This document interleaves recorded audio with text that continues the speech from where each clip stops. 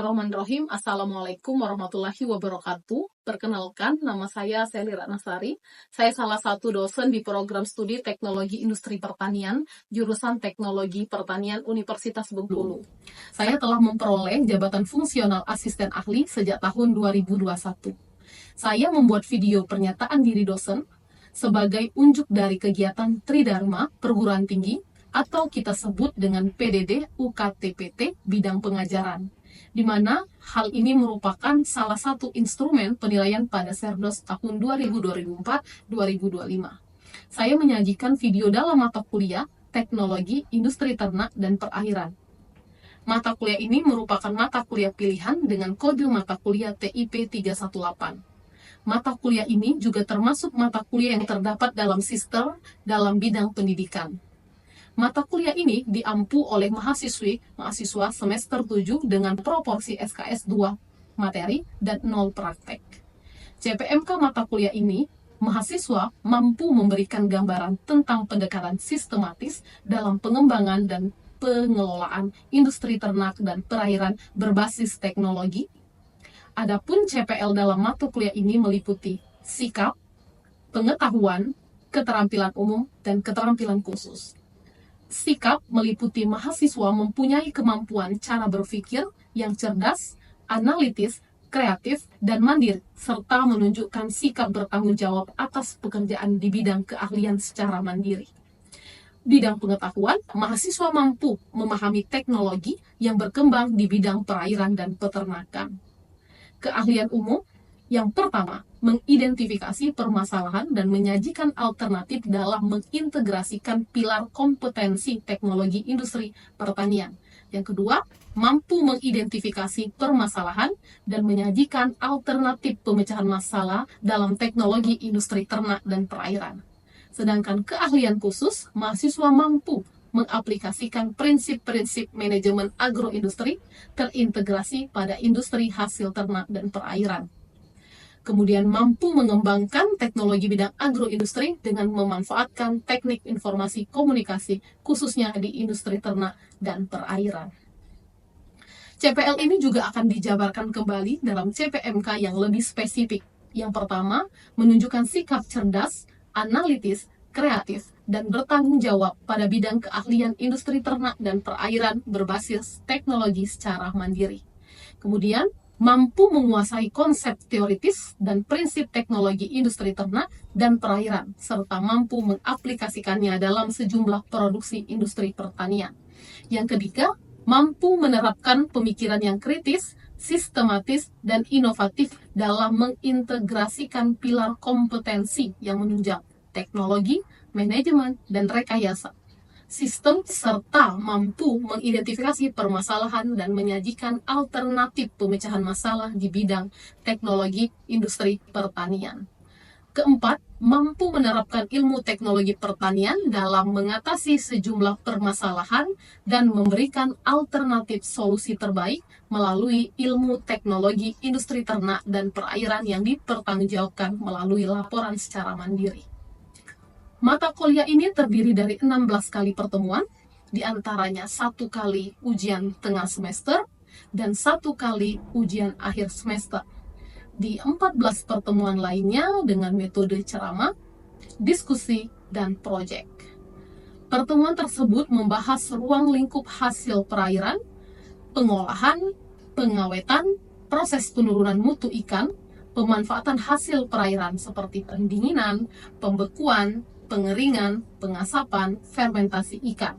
Kemudian pengolahan hasil ternak seperti ruang lingkup industri susu, pengawetan dan penyimpanan hasil ternak, pengolahan daging hewan ternak, teknologi pengolahan pengalengan, distribusi produk, konsep pengolahan produk zero waste atau pengolahan limbah. Selanjutnya, kita membahas komponen interaksi. Pada komponen ini, interaksi dosen dan mahasiswa. Dosen berada di interaksi yang berperan sebagai fasilitator, mentor, evaluator. Interaksi yang terjadi dalam kelas yaitu tatap muka, diskusi, kerja kelompok, presentasi, dan studi kasus tentang mata kuliah teknologi industri ternak dan perairan. Interaksi di luar kelas, mahasiswa dapat melakukan konsultasi terkait mata kuliah yang belum dipahami atau menemukan studi kasus untuk menunjang pemahaman perkuliahan. Interaksi terakhir yaitu interaksi digital, di mana mahasiswa dan dosen dapat berintegrasi dalam WA Group, e-learning, dan beberapa e-learning lainnya seperti MOOC Universitas Bengkulu. Diharapkan mahasiswa dapat lebih komprehensif dan memahami mata kuliah ini. Penilaian dalam mata kuliah ini meliputi aktivitas partisipasi 10%, dinilai dari keaktifan kelas, kemudian kuis sebesar 10%, tugas 15%, dan nilai setiap masing-masing mahasiswa UTS 30% dan UAS 35%. Warahmatullahi wabarakatuh. Kurang semangat ya, sekali lagi. Assalamualaikum warahmatullahi wabarakatuh. Waalaikumsalam warahmatullahi wabarakatuh. Selamat pagi. Ya, alhamdulillah, apa kabarnya hari ini? Luar biasa. Alhamdulillah ya, luar biasa baik gitu ya. Nah, hari ini kita pertemuan kembali gitu ya tentang mata kuliah teknologi industri hasil ternak dan perairan. Ya, seperti biasa pertemuan ini bersama Ibu kembali, Ibu Seli Ratnasari. Ya, kita juga telah melakukan pertemuan sebelumnya, yaitu tentang materi teknologi industri hasil ternak dan perairan. Ya, sebelum kita memulai materi pada hari ini, marilah sama-sama kita membacakan doa. Ya, semoga apa yang Ibu sampaikan, apa yang kalian terima hari ini mudah dipahami dan mudah dimengerti. Berdoa dimulai.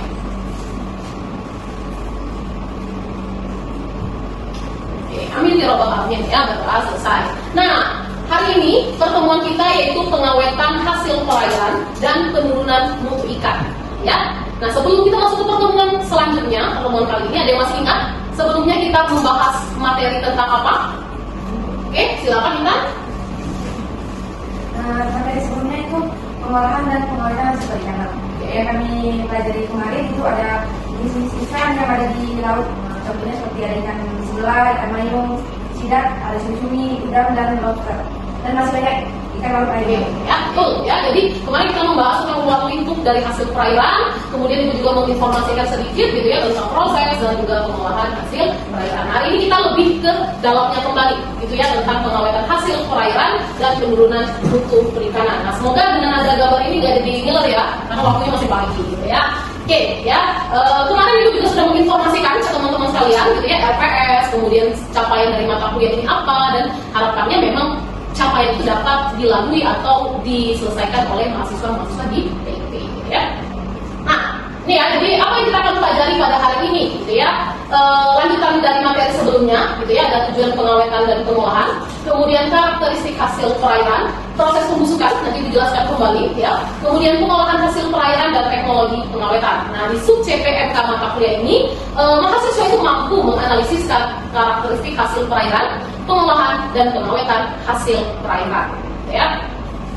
Nah, sebelum kita masuk ke materi, Ibu pengen tanya juga nih sama teman-teman gitu ya, mengapa produk hasil perairan atau perikanan itu perlu dilakukan pengolahan atau dilakukan pengawetan? Biar tahan lama, biar mempertahankan kualitas. Betul, artinya agar produk yang dihasilkan itu bisa dijaga kualitasnya, dihambat mikrobanya. Betul kata teman-teman. Ini dijelaskan bahwa tujuan pengawetan dan pengolahan itu satu, mempertahankan mutu ikan selama mungkin, bukan selama dalam hal ini, ya bisa jadi dalam waktu mingguan, harian, bahkan tahunan gitu ya. Kemudian memperluas jangkauan pemasaran, ya artinya kalau ikan segar yang tidak dilakukan proses pengawetan, mungkin bisa dijual cuma sekitaran Bengkulu gitu ya. Tapi kalau sudah dibekukan, kemudian juga diolah kering, kemudian diasapkan, itu bisa dikirim ke beberapa kota dan juga bisa juga diekspor impor. Kemudian juga diversifikasi produk-produk perikanan teman-teman. Yang tahu misalnya kita ikan kali ya disebut sama kita dari ikan apa sama Tia tadi manyung gitu ya, kemudian ada cumi-cumi dan lain-lain. Nah, produk itu tadi diolah menjadi bakso ikan, kemudian juga bisa jadi dimsum, kemudian juga ada diversifikasi lainnya. Nah, jelas ya, yang kita ketahui ikan memberikan nilai tambah baik. Misal contoh ikan lele, 1 kilonya itu harganya 20.000 sampai 25.000. Tapi kalau sudah diolah menjadi berbagai produk yang bisa menambah nilai tambah, itu bisa nilainya atau harganya 2 kali lipat. Perhatikan ya, ada aspek ya yang berperan penting ya. penting dalam proses perikanan atau hasil-hasil perikanan. Yang pertama itu adalah fisik, ya, kemudian kimia dan biologi. Kalau fisik berarti hubungannya mana teman-teman? Apa bentuknya ya, warnanya, itu. Jadi kalau kita bilang ada warna, tadinya kalau kata ada teksturnya, aroma itu masuk bisa juga, tapi lebih ke organoleptik sebenarnya. Apalagi kira-kira dan lain-lain ya, itu ya. Artinya fisik itu berarti hubungannya dengan ya tubuh ikan, kulit ikan, insang ikan, kepala ikan dan lain-lain. Kemudian apa lagi? Kimia. Kalau kimia berarti hubungannya ke unsur-unsur kimia, ya seperti misal kalau kata ibu ada misal unsur proksimat. Ada yang tahu proksimat itu apa? Proksimat itu gizinya bisa dari protein, ya, kemudian juga karbohidrat, lemak, mineral dan lain-lain. Ya itu yang berpengaruh terhadap proses aspek-aspeknya. Biologi jelas mikroba, jadi ya benar ada mikrobanya atau kalau kita bilang mikroorganisme, ya yang paling sering ada di tubuh ikan itu di insang. Makanya kalau kita membersihkan ikan itu harus cepat-cepat dihilangkan insang, jeroannya, sisiknya. Kenapa? Biasanya di bagian-bagian tersebut ada bakteri, ya kadang hilang yang bisa menyebabkan proses pembusukan. Betul ya. Ya nggak usah bisik-bisik, disebutkan aja. Kalau kita checklist ada fisik, ada kimia, dan biologi dan mikrobiologi. Yang boleh bilang ada fisik, artinya nanti dapat kita lihat di fisik itu dari insang, ya. Kemudian juga ada sisik, apalagi apa? Mata. Kemudian kan suka juga menekan ya, menekan dari ikan itu sendiri. Nanti akan ibu jelaskan lebih detail lagi. Kalau kimia tadi ya, kalau kalian pernah mendengar ada bahasanya, ya, ada proses. Nanti ibu jelaskan lebih detail. Ada proses yang disebut dengan autolisis. Jadi ini adalah proses perombakan, ya, di dalam tubuh ikan sehingga ikan bisa mengalami proses kerusakan, gitu ya. Kemudian juga ada namanya oksidasi. Ya, ini bisa menyebabkan rancidity. Biasanya berhubungan dengan lemaknya. Nah, lemaknya ini kalau prosesnya menjadi rancidity itu akan menjadi aroma tengik. Pernah nggak? Bapak yang mungkinnya museum ikan yang sudah tengik. Itu kalau dia sudah tidak lagi segar.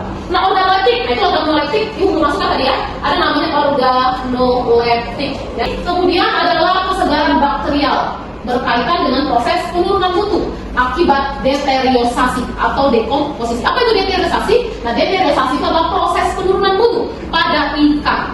Nah, jadi kalau tadi ternyata di dalam tubuh ikan itu terdapat yang namanya insang, terdapat yang namanya jeroan, terdapat juga bagian-bagian lain dari mata, daging dan lain-lain. Nah, semasa hidup mikroba itu sudah ada sebenarnya di dalam tubuh ikan tersebut.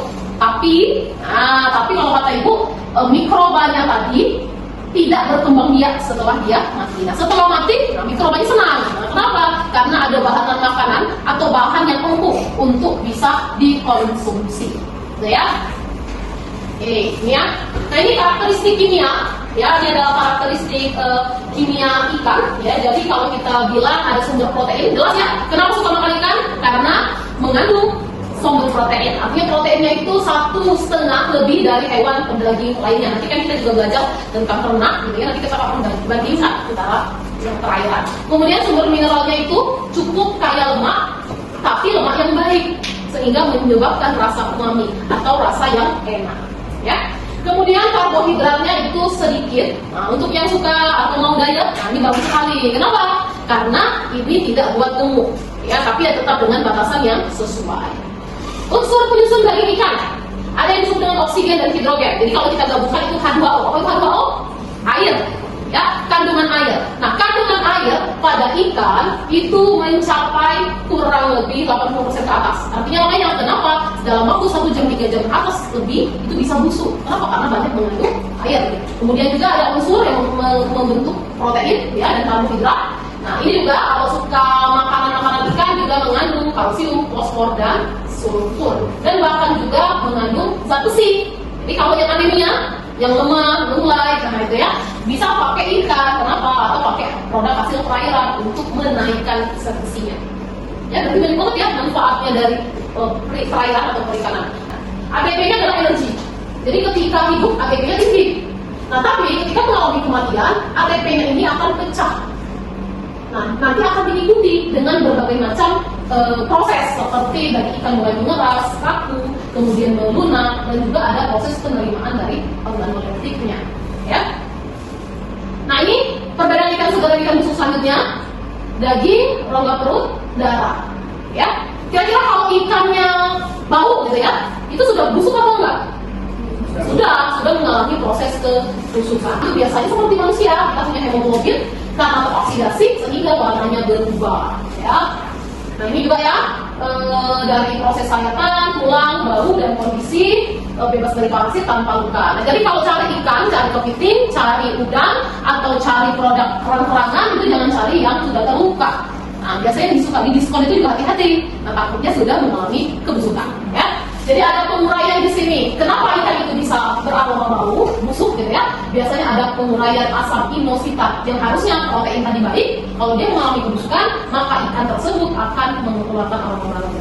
Atau teman-teman pernah dengar nggak orang yang makan ikan tongkol itu bentol-bentol, gatel-gatel? Pernah dilakukan atau pernah terjadi ya sama dia ya? Nah, jadi kenapa? Ikan laut itu mengandung protein yang baik. Nama proteinnya adalah histidin.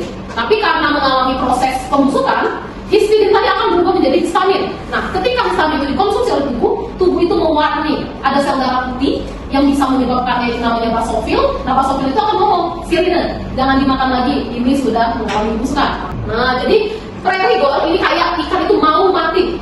Nah, artinya dia akan mengalami kematian. Nah, sedangkan kalau in rigor mortis itu pada fase dia mati dan akan membusuk, tapi belum busuk. Yang ini post rigor dia sudah mati agak lama.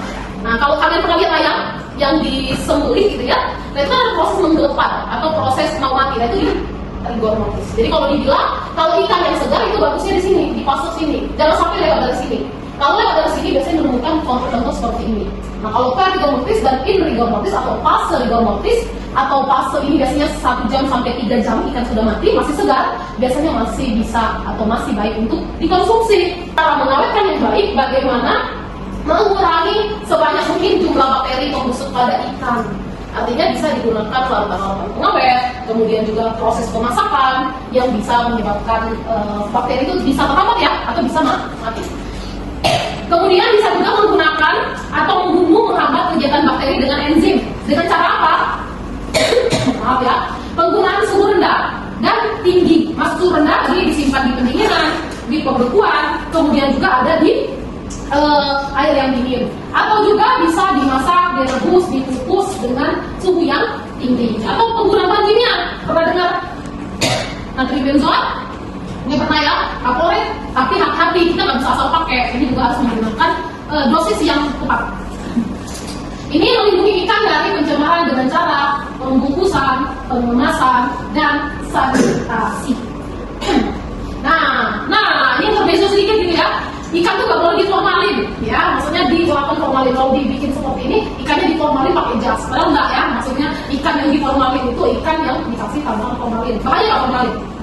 Bahaya. Itu bisa menyebabkan kanker. Ini adalah teknologi pengawetan. Ini dilihat kan? Ada videonya, gitu ya. Ini kalian pernah lihat? Ini ada di supermarket ya, yang suka diberikan es, gitu ya. Ini juga ada proses penggaraman dan juga proses pemasakan, ya. Ini juga pengawetan yang cukup sederhana dan sudah dilakukan cukup lama, gitu ya. Nah, yang kalian sebutkan tadi, yang pertama apa Ibu? Ada penambahan larutan pengawet. Ini beberapa penelitian Ibu mengenai larutan pengawet.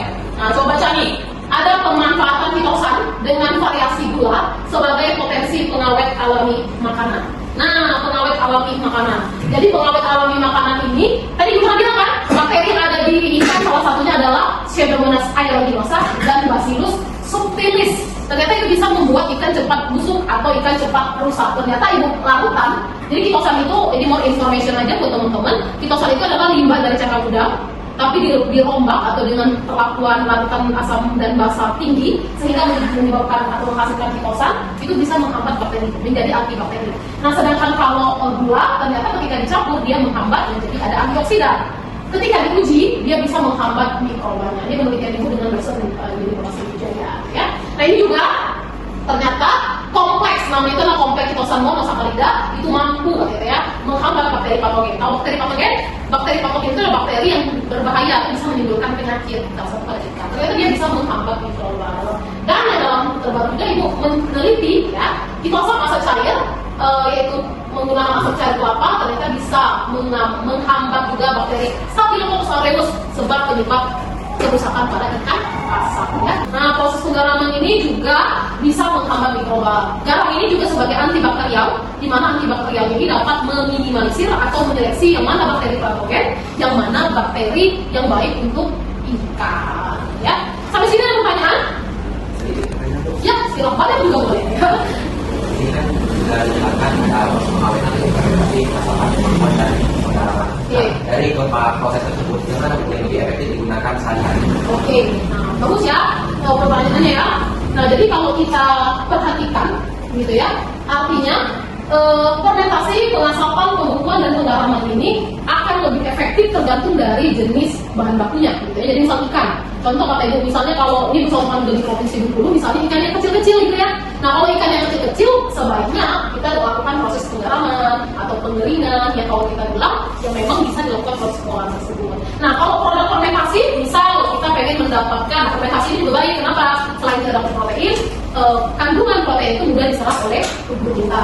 Begitupun pengasapan. Nah pembekuan ini, contoh tadi kalau ini kan ikan kecil-kecil, tapi kalau pembekuan ada ikan kecil-kecil, ada ikan besar. Nah kalau yang besar seperti ini yang akan kita import dan memang ini digunakan dalam bentuk segar, kita pakai pembekuan.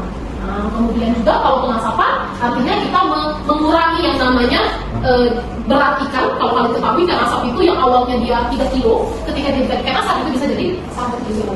Nah, jadi kalau kalau pertanyaannya tadi yang mana lebih efektif, jadi tergantung dari jenis ikannya. Ya, jadi yang mana? Tapi yang paling mudah itu biasanya penggaraman dengan pembekuan. Kenapa? Karena proses ini menggunakan biasanya alat yang sederhana atau beberapa alat yang mudah ditemukan. Karena kalau ibu lihat banyak sekali ya yang tradisional itu menggunakan proses seperti ini ya. Jadi kalau penggaraman jadi ikan apa? Ikan asin gitu ya.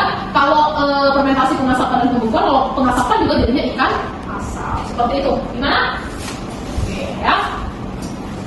Nah, ini mau studi kasus nih ke teman-teman. Tadi kan sudah ibu jelaskan kurang lebih proses pengawetan. Kemudian proses pengawetan itu sebelum kalian tahu proses pengawetan, kalian harus tahu dulu nih kenapa harus diawetkan, karena proses pembusukan itu sering terjadi dan itu bisa menyebabkan kualitas ikan rusak, gitu ya. Yang pertama, jadi ikan yang berlimpah di provinsi Bengkulu, ya, pengolahan atau pengawetan apa yang tepat? Jadi boleh kasih jawaban boleh? Kira-kira apa? Boleh, silakan jawab lagi ya. Jadi melihat apa yang punya potensi yang ada di Bengkulu, di mana kan masyarakat Bengkulu ini juga banyak itu berprofesi sebagai petani garam kan, dan di mana garam juga banyak kan di Bengkulu. Proses penggaraman mungkin kalau cocok untuk itu. Penggaraman, pengeringan tuh ya. Jadi kalau kita bilang betul sekali gitu ya, apa yang diinformasikan ya sama Anda ya. Jadi kalau kita bilang salah satunya pengawetan pakai pengeringan tadi. Teman-teman kalau kalian ke pantai lihat ya, orang selalu melakukan pengeringan. Nah, tapi misal ada kasus yang kedua, produk catering dari ikan asin di provinsi Bengkulu ditemukan mengandung pengawet berbahaya seperti formalin. Apa tindakan yang harus dilakukan? Yang sebelah sini? Kenapa? Tadi kan kata ibu ada contohnya penggunaan larutan pengawet. Nah, artinya formalin tadi kita ganti dengan larutan pengawet yang bisa seperti formalin tapi lebih aman. Jadi jawabannya apa? Tindakan yang kita lakukan membuat larutan pengawet yang aman, bisa dari pitosan, bisa dari gambir, bisa dari dari bahan-bahan yang mengandung antibakterial atau antibakterial. Nah, kemarin kalau nggak salah pernah nanya ya, iya ya, dengan menambahkan apa dia kemarin?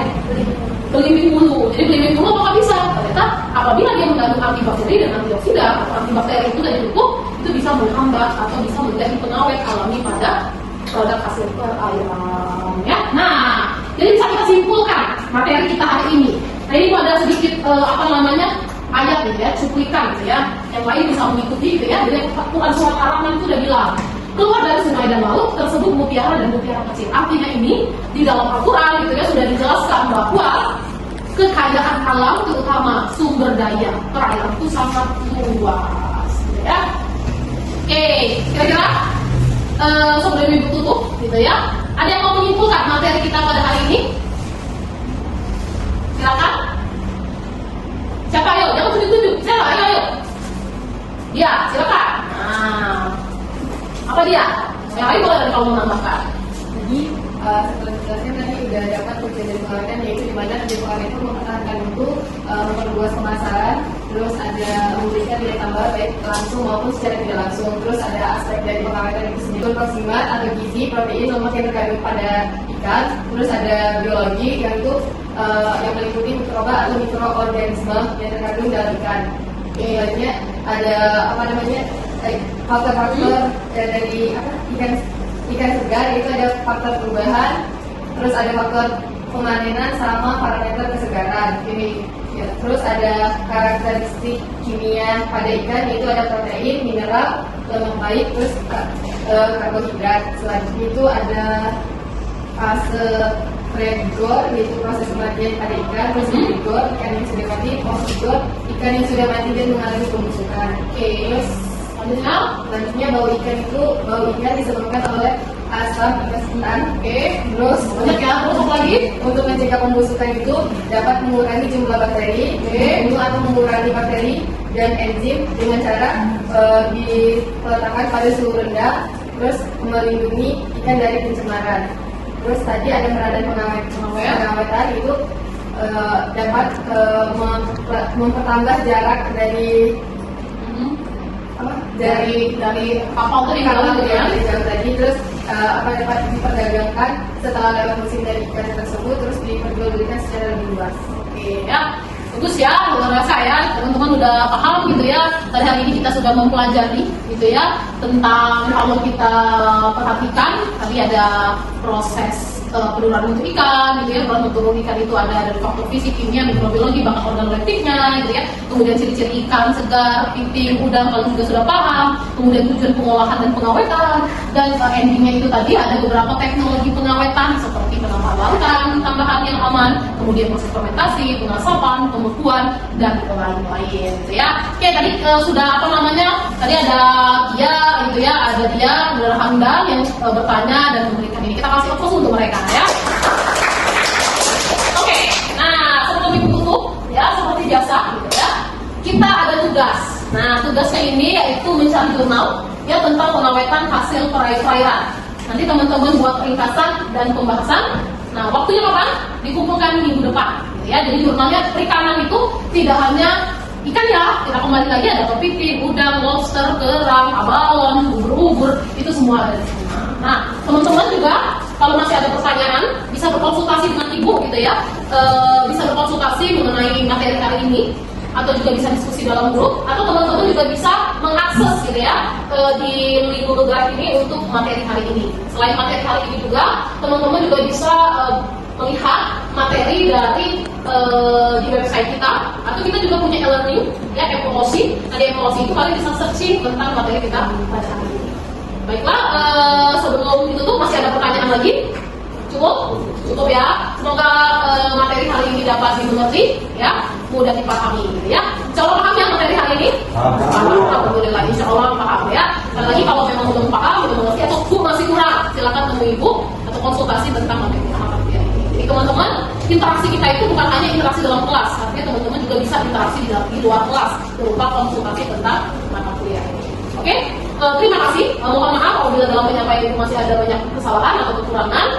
Kita sama-sama belajar, teman-teman juga jangan hanya dapat materi dari ibu saja, tapi materi di luar kampus itu juga simakkan. Ya, terima kasih. Tetap semangat, ya, tetap rajin gitu ya, tetap rajin belajar agar mendapatkan prestasi. Ya, ibu akhiri. Wabillahi taufiq wal hidayah. Wassalamualaikum warahmatullahi wabarakatuh. Waalaikumsalam warahmatullahi wabarakatuh. Demikian tadi penyajian dari bidang pengajaran data diri dosen Tridharma Perguruan Tinggi PDD UKTPT yang meliputi pengantar, penjelasan mata kuliah, serta video tatap muka perkuliahan. Semoga video ini memberikan manfaat, menjadi nilai terbaik. Nah, dan apabila dalam penyampaian ada kesalahan mohon dimaafkan. Saya akhiri video ini dengan mengucapkan wabillahi taufiq wal hidayah. Wassalamualaikum warahmatullahi wabarakatuh.